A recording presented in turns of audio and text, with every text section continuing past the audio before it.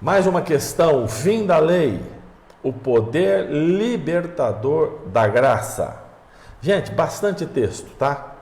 Não dá para estudar esse texto esse tema com pouco texto. Não dá. Bastante texto. É necessário que você hoje esteja assim. Cadê a minha caneta para eu mostrar para você? Tem uma caneta aqui, ó. Que agora eu estou falando com a caneta na mão. De vez em quando ela coça a careca. Presta atenção. Uma canetinha para marcar os textos, tá? Ou você depois salva a gravação, ela tá, no final tá lá no YouTube para você assistir de novo.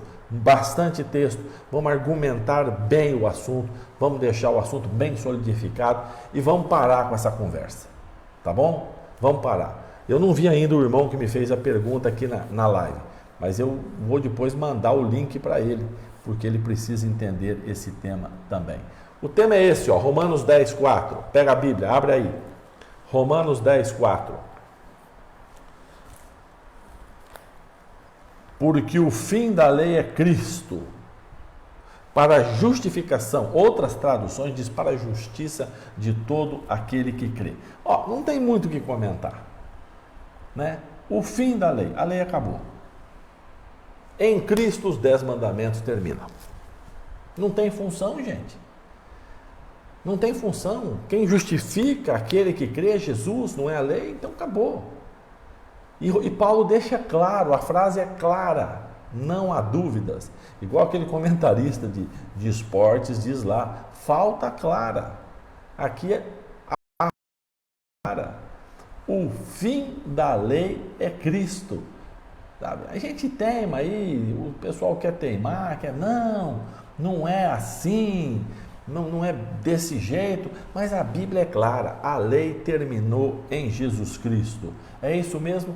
Se nós estamos debaixo da graça e não dos 10 mandamentos, ele perdeu o valor e o sábado não tem que ser guardado. E o sábado a gente vai falar ainda mais um pouquinho na sexta-feira.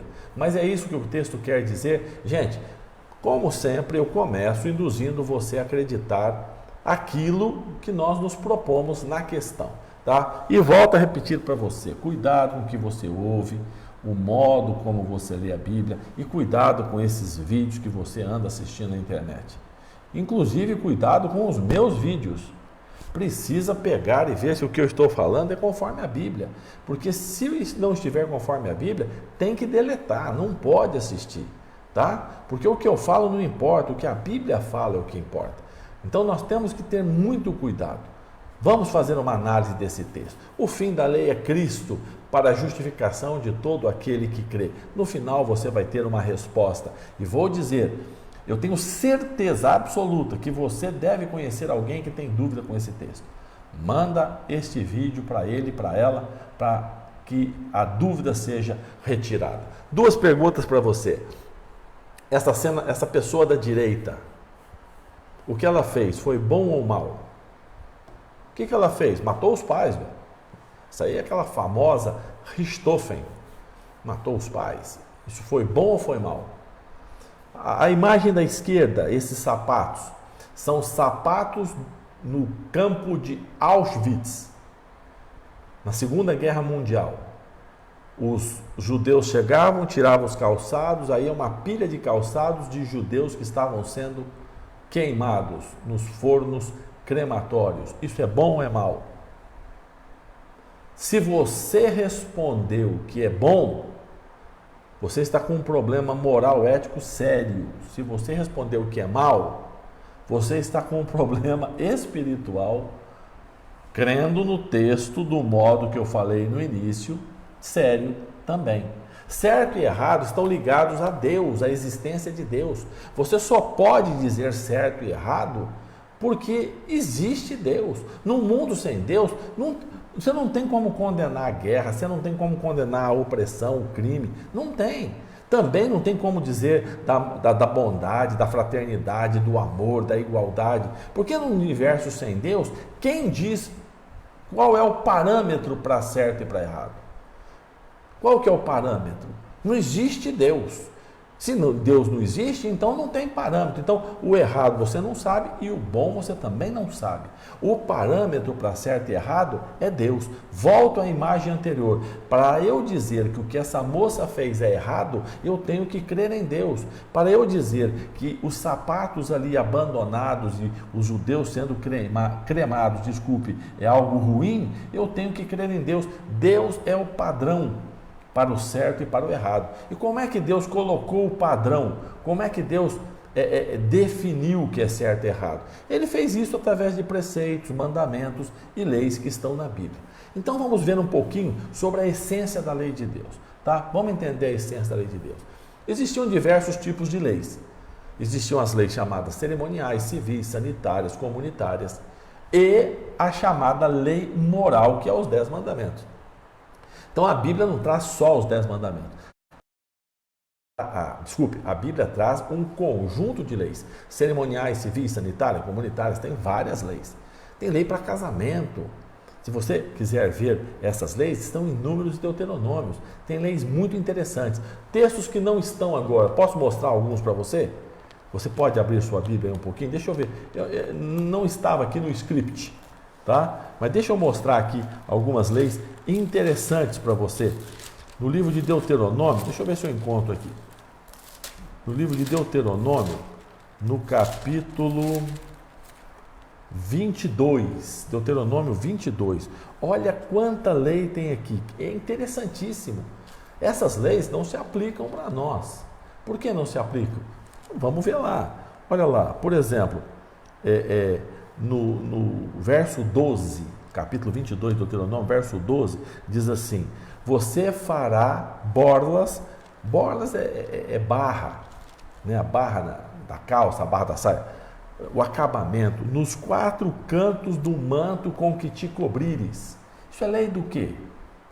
Isso é uma lei de moda da época, que serve até hoje. Para não estragar, você faz uma, né? Olha que interessante, verso 8.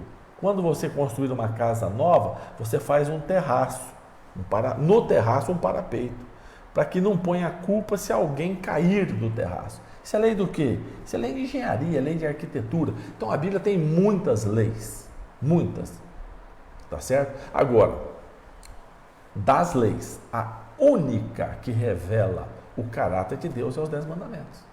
Lei cerimonial eram leis de cerimônias, as civis eram leis para aquele pessoal, as leis sanitárias eram leis de limpeza. Por exemplo, na Bíblia tem o texto que diz que quando o povo de Israel ia lá na areia fazer o seu cocô e o seu xixi, deveria levar uma pá, fazer um buraco, fazer dentro as suas necessidades e depois cobrir. Lei sanitária. Isso não serve para você, meu amigo. Você não usa mais pazinha, tem banheiro na sua casa. E se você mora na roça, no sítio, tem lá também a fossa, tem uma casinha em cima. Então não é mais, a gente não usa mais pazinha. Apesar que desbravador, quando vai acampar, se não tiver latrina, banheiro, tem que usar uma pazinha. Entendeu? Então a Bíblia tem uma série de leis, mas a única que revela caráter de Deus é os 10 mandamentos. E aí tem essa série de textos que eu quero sugerir a você que dê um print na sua tela e depois você procure e compare. Por quê? A Bíblia diz que Deus é bom e diz que a lei é boa. A Bíblia diz que Deus é santo e que a lei é santa. A Bíblia diz que Deus é justo e que a lei é justa. A Bíblia diz que Deus é verdade, a lei diz que Deus é perfeito e a lei é perfeita. Então, a Bíblia apresenta as características de Deus, do caráter de Deus, para os 10 mandamentos, para a lei de Deus. A Bíblia diz que Deus não muda e diz que a lei não muda. A Bíblia diz que Deus é eterno e diz que a lei é eterna. Então, é a única das leis que a Bíblia apresenta as características, um reflexo do caráter de Deus. Tá certo? A lei é espiritual. Isso é um fato. Então, quando se fala em obedecer a lei, eu tenho que entender que é uma questão espiritual. Não é uma questão física, é uma questão moral. Não, eu vou obedecer os 10 mandamentos porque eu vou. Porque eu sou bom. Não existe isso. A lei, ela é espiritual. Portanto, a lei, eu parto de princípios espirituais e decisões espirituais. A lei de Deus é a expressão dele, é uma expressão de Deus. A Bíblia diz que Deus é amor. Está lá em 1 João 4,8. Aquele que não ama não conhece a Deus. Por quê? Porque Deus é amor. E é interessante que a obediência aos 10 mandamentos é expressão de amor a Deus e aos semelhantes. Então a Bíblia coloca que Deus é amor e coloca a guarda dos mandamentos como uma expressão do amor a Deus e aos semelhantes. Eu saio daqui e você vê o texto, olha aí, 1 João 5, 2 e 3. Nisto conhecemos que amamos os filhos de Deus, quando amamos a Deus e guardamos os seus mandamentos. Então, se eu amo a Deus e amo os meus semelhantes, o modo de eu demonstrar isso é através da guarda dos mandamentos. Esse é o amor de Deus, que guardemos os seus mandamentos, e os seus mandamentos não são pesados. São pesados. Então, agora eu quero mostrar para você sobre a eternidade da lei de Deus. Falamos sobre a essência da lei. Deus é amor. A Bíblia apresenta as características de Deus, características sagradas de Deus, como característica dos mandamentos. E agora eu quero falar com você sobre a eternidade da lei de Deus. A eternidade. Eu vou abrir aqui um parênteses. O Jacir fez um comentário que travou e depois que voltou. Como travou e voltou, alguns desapareceram, depois eles voltam. Irmão, se travar, eu vou até o final e o vídeo vai estar postado no YouTube, tá? Eu não vou desistir desse estudo hoje, não. Eu vou nele até o final. Então, se você não conseguir por algum motivo, peço que me perdoe, né? Aqui em casa a internet está enviando, mas ela pode dar algum problema aqui.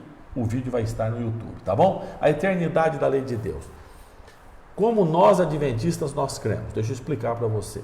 Nós cremos da seguinte forma: já que a lei moral dos 10 mandamentos é reflexo do caráter de Deus, os seus princípios não são temporários ou situacionais. O que é isso?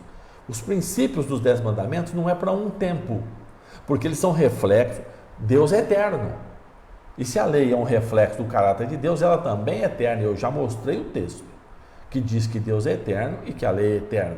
Então, se ela é eterna, ela não é temporária. Outra coisa, nós não cremos em Deus situacional. Para essa situação Deus serve, para essa situação Deus não serve. Nessa situação eu adoro a Deus, nessa situação não quero saber de Deus. Como assim não o fazemos para Deus, não fazemos para a lei. A lei também não é situacional, ela serve para essa situação, para essa não. Essa lei, esse mandamento eu creio, esse eu não creio. Como nós cremos? Que Deus, ele é absoluto, imutável e permanente, eterno. Portanto, a lei também ela é absoluta, imutável e permanente. Mas de onde o senhor tirou essa ideia? Das características do caráter de Deus que são apresentados também para a lei. Portanto, ela é válida para toda a humanidade. Tá? Mas aí vem aquele argumento. Mas a lei não foi dada no Sinai para judeu? A lei não é lei de Moisés? Não é dada para judeu? Então vamos fazer uma análise aqui. Se o pecado é transgressão da lei, conforme 1 João, tá? Presta atenção. 1 João 3,4 diz assim: quem comete pecado transgride a lei, porque pecado é transgressão da lei. Tá? Isso que está dizendo está no Evangelho. Desculpa, está no Novo Testamento. É que o João também escreveu um Evangelho. Está no Novo Testamento. Pecado é transgressão da lei. Pecado existia antes do Sinai. Então é lógico. Eu não preciso de muito estudo, não. Com um pouquinho de pensamento, eu já entendo. Antes do Monte Sinai, antes da entrega dos 10 mandamentos, existia pecado. E se pecado é a transgressão da lei, já existia uma lei. Porque Paulo diz assim em Romanos: eu não saberia o que é pecado a não ser pela lei. Tira a lei, eu não sei o que é pecado. Se antes do Sinai não havia lei, portanto, não havia pecado. Porque eu só sei o que é pecado através da lei. E a lei havia antes do Sinai. Por que eu sei? Porque já haviam pecados antes do Sinai. Deixa eu dar alguns exemplos para você. Em Gênesis 3,6 diz que Eva pecaram. Pecado é transgressão da lei. Caim cometeu homicídio, quebrou o 6º mandamento. Gênesis 6,2 mostra a quebra do 7º mandamento. Um dos filhos de Noé desobedeceu o quinto mandamento. Ló acolheu cobiça no coração, desobedeceu o 10º mandamento. Abraão mentiu para Abimeleque, quebrou o 9º mandamento. Então, quando você estuda o livro de Gênesis, você vai ver que os 10 mandamentos já eram conhecidos. As pessoas compreendiam. Antes de Deus entregar os mandamentos escritos em tábuas de pedra para Moisés, o povo já sabia o que era certo, o que era errado, o que era bom, o que era mal, o que era proibido e não. E já existiam os atos maus, já existia o pecado, já existia a transgressão da lei. Isso antes do Sinai, ok? E a atualidade da lei de Deus? A lei de Deus ainda está válida, ela ainda existe, eu ainda preciso guardar. Vamos aqui ver alguns textos. Essa aqui é uma afirmação que existe, olha.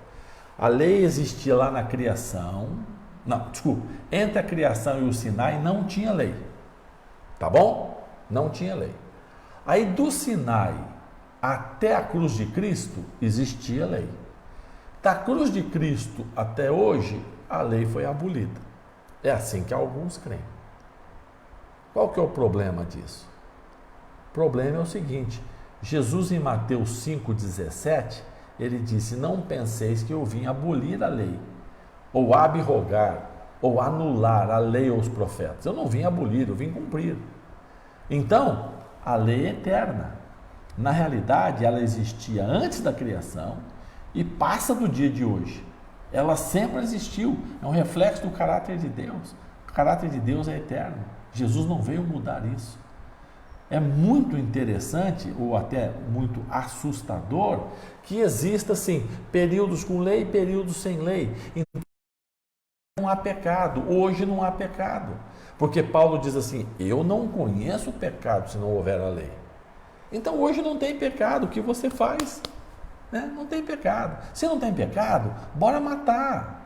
Vamos adulterar, vamos roubar, vamos espancar pai e mãe, né? Vamos colocar Deus para o lado, vamos tomar o nome de Deus em vão, vamos cobiçar bastante. Não tem lei, a lei foi abolida. Sejamos honestos, o problema não é a lei. Vamos ser honestos, o problema é o 4º mandamento, o problema é só o sábado. Ninguém concorda que pode matar. Ninguém concorda que pode roubar. Ninguém concorda com estupro. Ninguém concorda com ofensa a pai e mãe. É só o sábado o problema. É só o sábado. É o sábado que foi abolido. Mas esse texto não existe.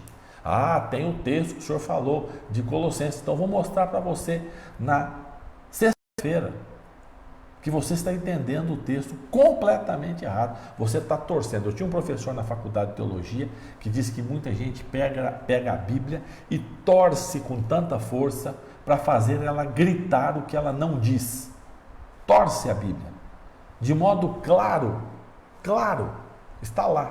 Não, mas torce para tentar fazer ela gritar aquilo que ela não diz. Tá certo? Primeiro, como é que você vai dizer que a lei foi abolida se Jesus disse que não aboliu?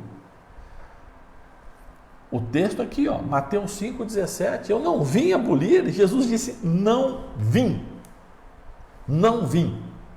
E por que vou dizer que Jesus veio? Eu estou chamando Jesus de mentiroso.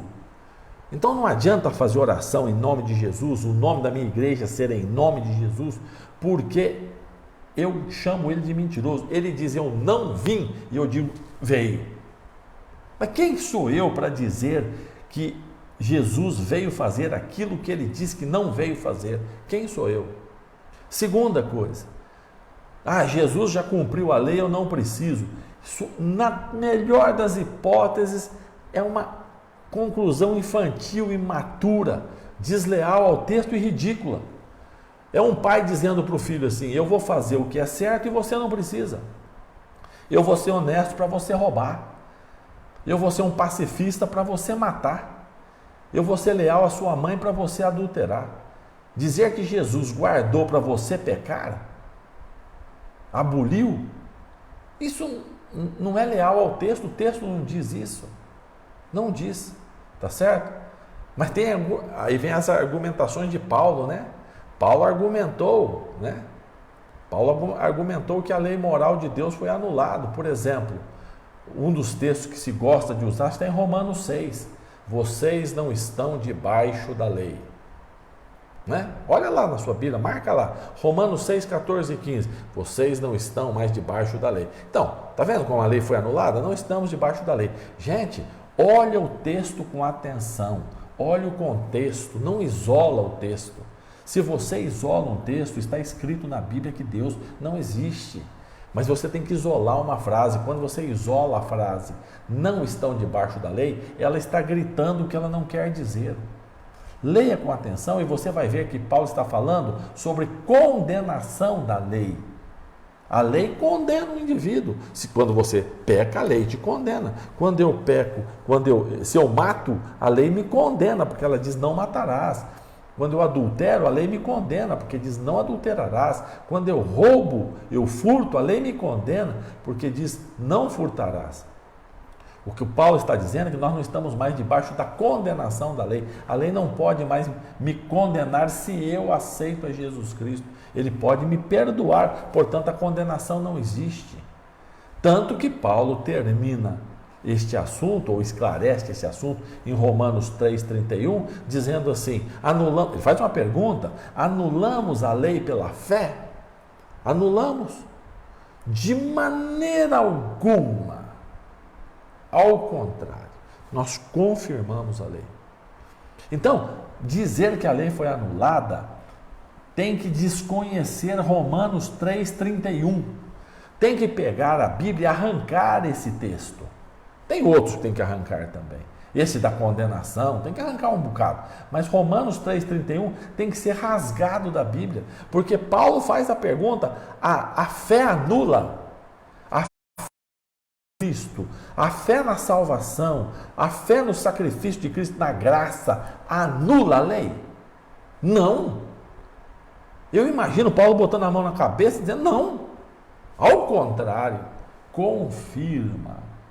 Agora esse texto, alguns de modo desonesto não querem escutá-lo, não querem lê-lo, querem apagá-lo da palavra de Deus, porém a Bíblia é clara. Não anula, pelo contrário. E é interessante que Tiago, muito tempo depois da morte e ressurreição de Jesus, muito tempo, ele cita 2 dos 10 mandamentos. E ele fala que quebrar um deles é considerado transgressão da lei. Tiago 2, verso 10 e verso 11 diz assim, qualquer que guarda toda a lei e tropeça em um só ponto é culpado de todos. Aí ele cita exemplo, você não comete adultério, mas você mata. Né?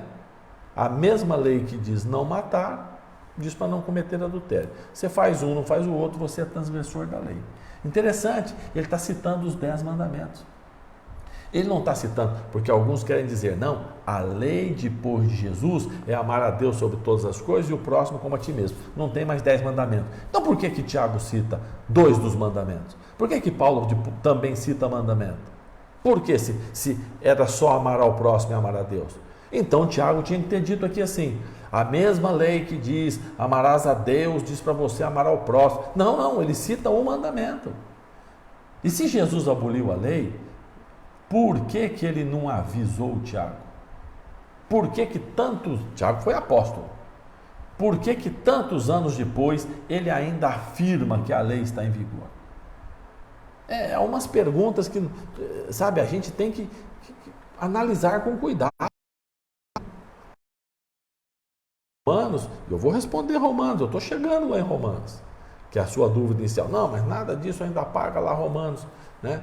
O nosso assunto inicial. Não, eu vou chegar. Eu só quero que você entenda muito claramente no Novo Testamento.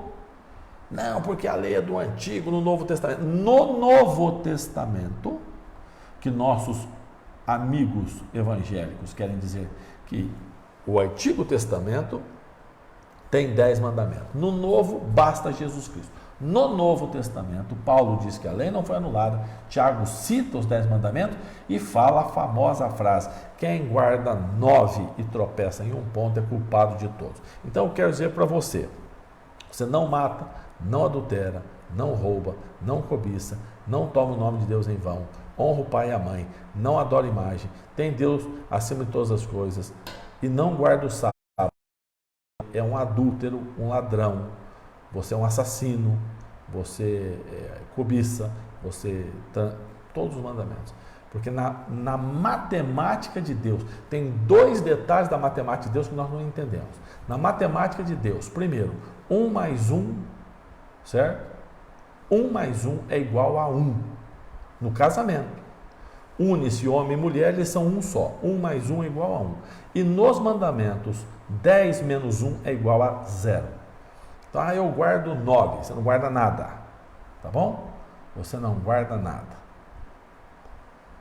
A lei existia antes do Sinai, ela permanece depois da cruz. Eu já mostrei para você que existia antes do Sinai, porque existia o pecado, e sem o pecado eu não conheço, sem a lei eu não conheço o pecado, então existia antes do Sinai e ela existe depois da cruz. Portanto, naquele cronograma, ela existe da criação até hoje. E se a lei pudesse ser cancelada, sincero, se a lei pudesse ser cancelada, por que Deus não cancelou antes de Jesus para evitar todo o sofrimento? Que Deus miserável, maldoso, sádico, cruel, deixou sofrer, apanhar, cortado no chicote, crucificado, quando acabou, disse, agora eu anulo a lei. Agora eu anulo. Não precisa guardar mais nada. Guarda antes, deixa ele sofrer primeiro, depois não precisa guardar. Por que não aboliu antes? E salvou todo o sofrimento de Jesus Cristo? Gente, a morte de Jesus é a prova, a mais clara prova que a lei não pode ser abolida. Não pode. Ela mostra o pecado, ela não salva. A lei não salva, ela mostra o pecado e ela traz as consequências. Enfim, a lei é eterna como Deus é eterno. E não faz sentido que ela tenha sido Cristo. Eterna como Deus é eterno, ela não pode ter sido cancelada. A lei de Deus é para todos nós. Como é que eu sei disso? Eclesiastes 12, 13 e 14 diz, de tudo que se ouve, de tudo que eu falo para você, o resumo é, teme a Deus, teme no sentido de medo, temor, respeito. Teme a Deus e guarda os seus mandamentos. Por quê?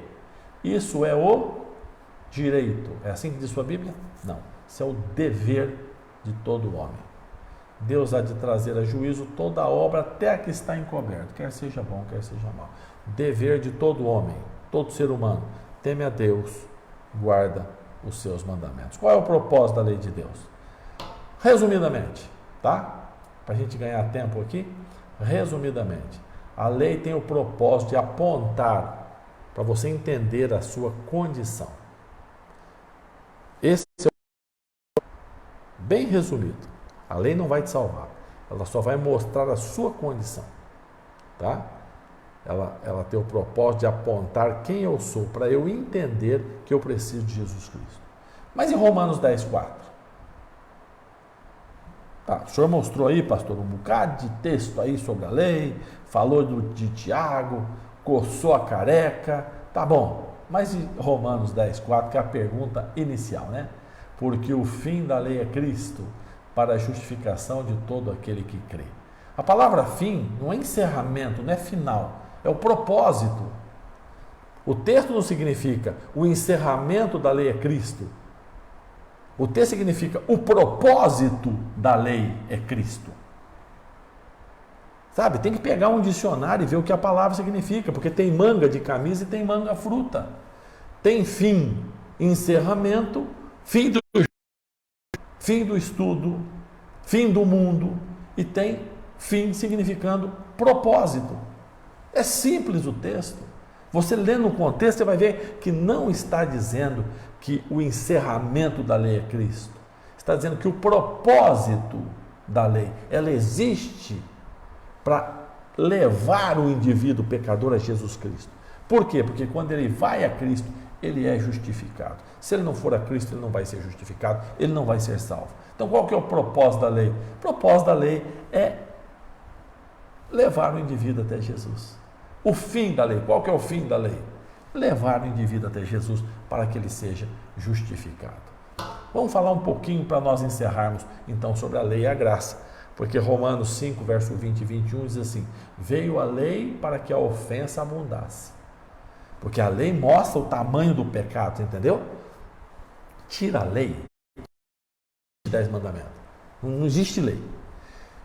Eu não sou ladrão, eu não sou nada, eu sou um santo. Eu sou um santo, eu tenho que ser trasladado, eu tenho que subir para o céu, eu tenho que acender uma vela no meu pé agora. Porque sem a lei eu sou um santo. Agora, quando há a lei, o pecado, ele abunda, ele cresce. É um fermento, a lei mostra.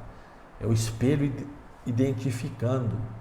Então aparece, puxa vida, olha como esse pastor é um pecador miserável.